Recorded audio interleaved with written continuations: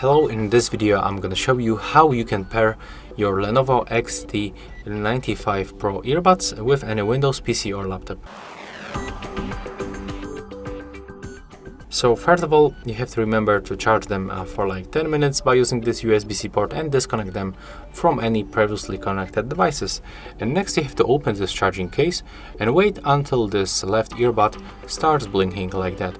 It means that we are in the pairing mode right now.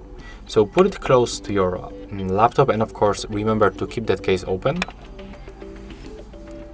Next you have to go for the system settings.